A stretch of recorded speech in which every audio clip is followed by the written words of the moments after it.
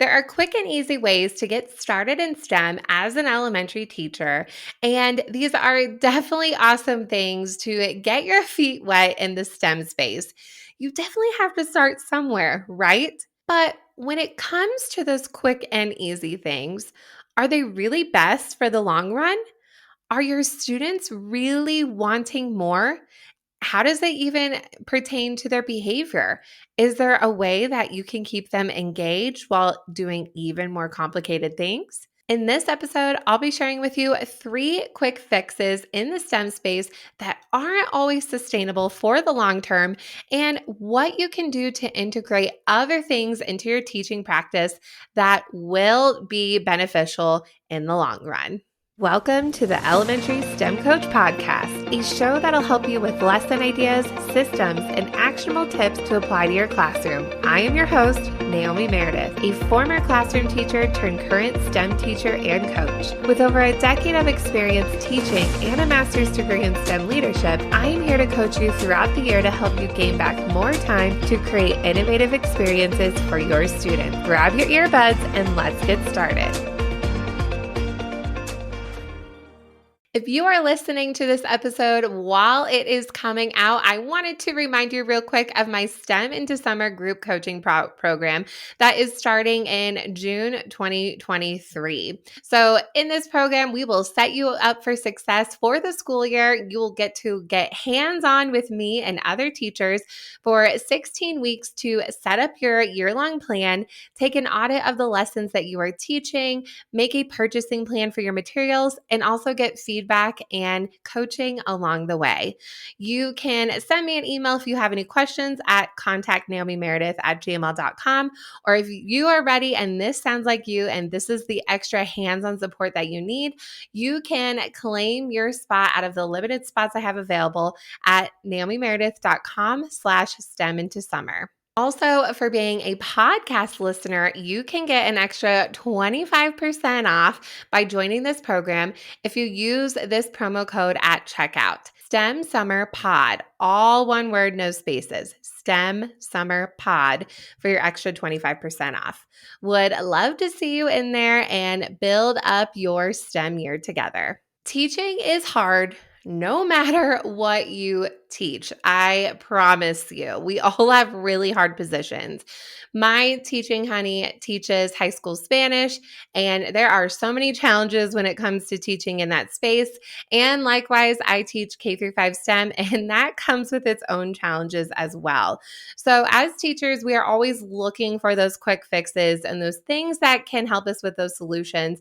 But there are some things in the STEM space that when you're thinking about the long term and your lessons for the whole entire year and for years to come, sometimes those quick fixes and those things that you do to get you started might not always be the most sustainable option when it comes to your whole year and building things off one another. So all these things that I am going to be talking about aren't wrong, and these are all things that I also did to get started, and it's a great place to start somewhere.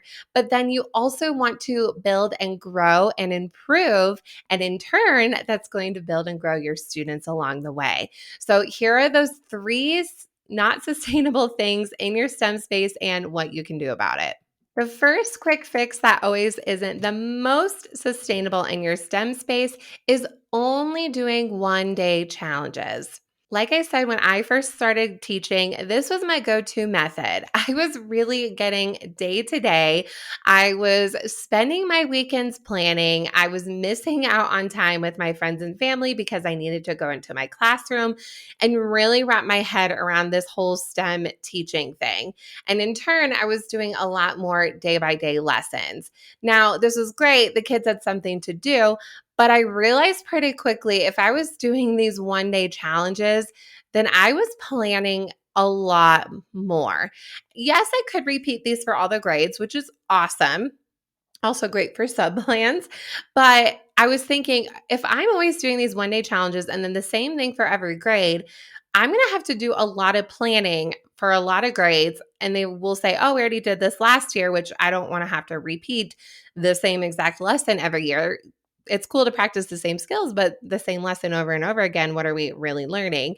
So, really, these 1 day lessons were taking more of my planning time because I had to be creative and thinking of a lot more things to do. Also, a big thing that I noticed with these 1 day lessons is that I could only go so far when it comes to being deep in these concepts. So, when I really switched to having these longer projects, we could go deeper on that one topic.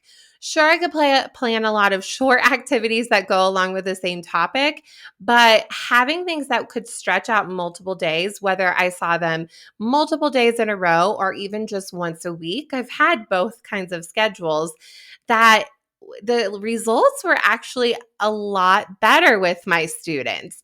And you can even check out how I plan these projects with my students with a free K through 5 STEM year-long plan. You can grab that at naomimeredith.com/year-long plan. But I ended up taking a whole summer. I would sit down and plan and research and really dive into the standards and really thinking about my students and the time that I have with them. And I ended up mapping out a whole year-long plan that had longer projects for my students. So, yes, we could go deeper in these projects.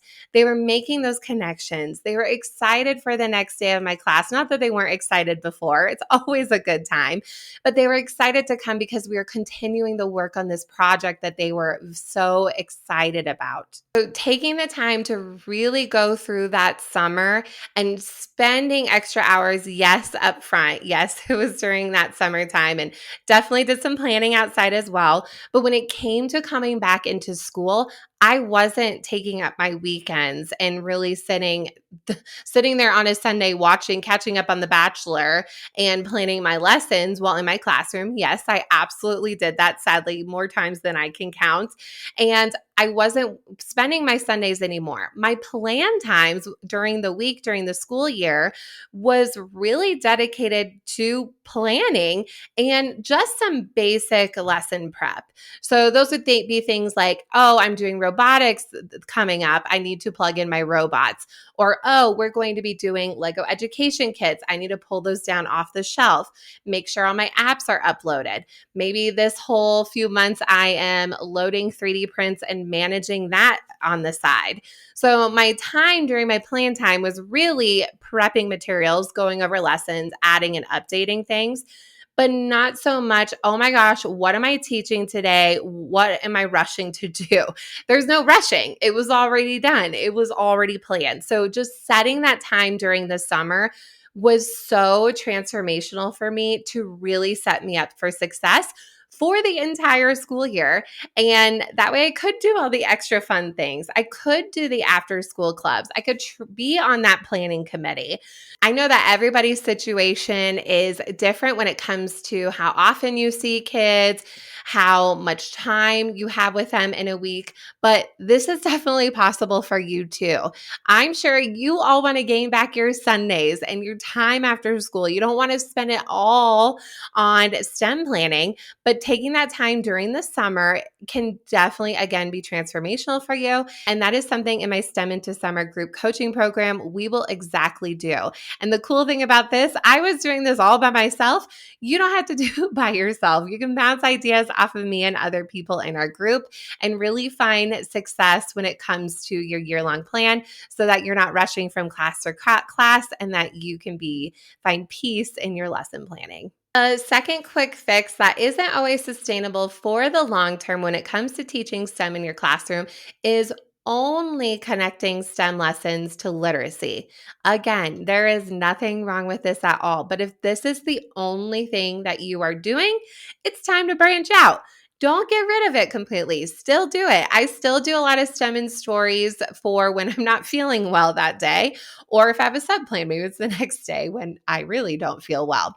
There's nothing wrong with a STEM and stories lesson. Again, this is an excellent way to get started. But if this is the only thing that you are doing, you might be boxing your kids into only doing literacy things. Maybe there are some real world problems that you aren't attacking. There are some great books about real world problems, not saying there aren't, but there are other ways that you can introduce a STEM project that aren't always tied to a book. Likewise, it might be a little tricky to find the books all the time. That's something that I would have a hard time with too. Is like, I can't find the book, or I don't want to buy it right now, or it's not available in the library. So that could be stressful too. Again, goes back to the planning 1-day lessons. A lot of times these book lessons are a 1-day thing, which is great. But then you have to find a lot of books to do a lot of lessons. So definitely still sprinkle those in. Think of other ways that students can attack real world problems. And again, having those multi-day projects can really be transformational for your students and have that high engagement. Also, when you're thinking about planning with your STEM and stories, what standards are you using to plan? You probably have the reading literature standards, the RL and the Common Core State standards, but are you having students doing more informational reading? When I was teaching third grade before this position, K through 5 STEM, so much of the reading that my third graders did was actually a lot of nonfiction. And of course, there's studies about everything, but there's a lot of stories about the real reading that we do as adults to gather information is nonfiction reading. And we need to have our students be informed citizen scientists of the world and do more nonfiction reading and using that reading to inform their practices. Back in the interview, actually, when I interviewed that children's book author, Dr. Rajani LaRocca, we were talking about this and how there's so much reading in her position, even as a doctor. So yes, maybe you are reading the story to kids, but think about your projects. Are you having kids read to gather information? Are you doing that multi-day projects where they are planning, revising, gathering materials? So yes, still do that literacy, but maybe flip that literacy on them and have them access the information. Even think about what types of STEM careers or related careers can students explore as another option to connect to your projects as well. I actually recently hosted a STEM career day at my school, which I saved everything that I did for this. I will be talking more about this in the fall, so don't worry. I know I talked about it on my Instagram, but I haven't forgotten about it. I have a whole series coming up about family engagement that I'll do in the fall. But really think about what are those STEM careers or likewise those skills that students can be exploring. What are those other standards that you're not hitting or you have a hard time hitting? Or maybe you're like, I haven't even been planning with standards anyway in my STEM space. That's also very common as well. You just say, oh, this fits. How are you actually planning with standards? So thinking about that, other ways to plan when it's not just stories all the time. There are more effective ways to plan on top of stories. And that is something when working with me in my program, I would love to be your guide. Lesson planning is totally my jam. I get in the zone. It's like my zone of genius when it comes to coming up with ideas for projects. I thrive on that. And let me tell you, I've been loving it for my wedding as well. I have all the ideas and I'm really good also at executing ideas. So I am a big picture person, but I can also get down to the details and make it happen. So that is something that if that's not your strong suit, I love, love, love to think of those things and help it relate to your space. And the third thing that isn't always sustainable for the long term in your STEM space is only doing makerspace projects. So again, makerspace projects, I would say, are the easiest things to get started with because of the materials. They're very easy to get your hands on, and definitely stock up on those because if you teach all the kids in the school, you need a lot. And I did so many makerspace projects my first year. I had a huge misconception that that's what I needed to be doing all the time. They always need to be building with reusable things and then always taking them home. Also, I had it be a free for all. I just let kids build whatever and get whatever they want. And after my first class, I didn't have anything for my next class and I have 24 classes. I ran out of supplies really, really fast. So even if you go back to episode 6, you can hear exactly how I manage my makerspace. But I thought that's what I should have been doing all of the time. And Makerspace is wonderful, and I still mix it in multiple times throughout the year. But what really changed for me is, again, going back to those STEM skills and those STEM careers, and also knowing your students. Not every kid likes to build with cardboard. some kids really don't like that. Some kids don't like robotics. Some kids love robotics. Some kids really love designing on the computer when it comes to 3D printing. Some, not so much. So exposing kids to a lot of different topics is going to pull out these interests in kids that you probably never knew that they had, and they probably didn't even know that they had in themselves. And a lot of kids will definitely surprise you. Of course, those expensive materials are something to work up to. Oftentimes, more often than not, we are given these spaces where we don't have the supplies to do all of those amazing things. But it's not impossible. There are opportunities to plan for that for the future and to gather those supplies. That is definitely something that you can work up to. So, really thinking through of all the inventory that you have in your space. So, this can even help you when you have your year-long plan. If you take inventory of your space, what do you currently have and what are things that you can work up to in different ways of doing that, then that can really help you when it comes to your lessons and really merge that together when you're auditing your lessons based on the materials you have and where you want to go. So I even created a whole spreadsheet for both of these. Like I said, big picture person, really good at the little details to get there and make it happen. So I really had this inspiration to create this whole spreadsheet of how to keep track of all the lessons. So really thinking through, what lesson are you teaching? What grade level? What standards does it hit? How long does the project go? When are you actually teaching this project? What time of year? What materials do you need? So really going a deep dive of all those ideas that are floating in your head. And then in turn, creating a whole inventory of your space and a plan from there. How are you going to gather these supplies? Who could you ask? What are some donations? So this is that whole thing that will really help set up your program where you are feeling successful and you have a long-term goal. Yes, you want to be prepared for the day. You want to be prepared for the week. But a lot of times I feel like that we're missing, because it is such a creative role. How are we prepared for the year, but also years to come? That's when you get to that building a program. My kids are doing completely different things 5 years from when I started. I've grown as a teacher, but we really want to build up these things so that they are prepared for the world ahead of them. They're having that exposure. They want to do these things in middle school. And that is what I am definitely here to help you with. I have those spreadsheets. So the first month when we will work together in the STEM into Summer program is I have a whole lesson that's actually never been released before, and these templates that you can have this foundation. You know what you're working with. I'll give you feedback on that, and then we can jump into our coaching from there. So really doing that work to be successful. And again, building up a program. Your principal probably asks you, what do you want to buy? I don't know. Maybe I'll just buy some cool robots. I'm going to ask this random Facebook group and see what they have to say. That can be really helpful.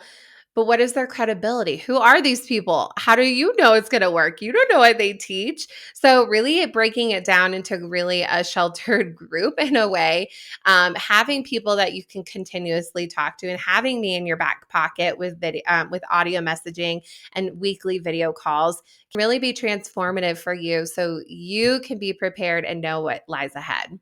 As a recap, here are the 3 quick fixes that aren't always sustainable for the long term in your STEM space. First is only doing one-day activities. Next is only connecting your STEM lessons to stories. And third is only doing makerspace activities all the time. Again, I invite you into my STEM into Summer group coaching program starting in June 2023, where you will be in a small group where we will chat with each other, support each other. You have me in your back pocket to help support you when it comes to setting up your year-long plan, those lessons that you know are going to work, and also taking inventory of the materials that you have on hand, and also building out that program that you have always dreamed of. So I would love to have you jump on in to your limited spot. The doors are closing soon at the end of the month, so make sure to claim your spot, and I would love to see you in there. You can grab that at naomimeredith.com/STEM into Summer. Thank you so much for listening to today's episode of the Elementary STEM Coach Podcast. I would love to connect with you over on Instagram at Naomi Meredith _ or send me an email to elementaryStemCoachPodcast@gmail.com. Also, make sure to check out my website, naomimeredith.com, to see all the show notes from today's episode and shop my K-5 STEM resources. Any questions you have, needs for resources, or ideas for episodes, get in touch. I'll talk to you soon.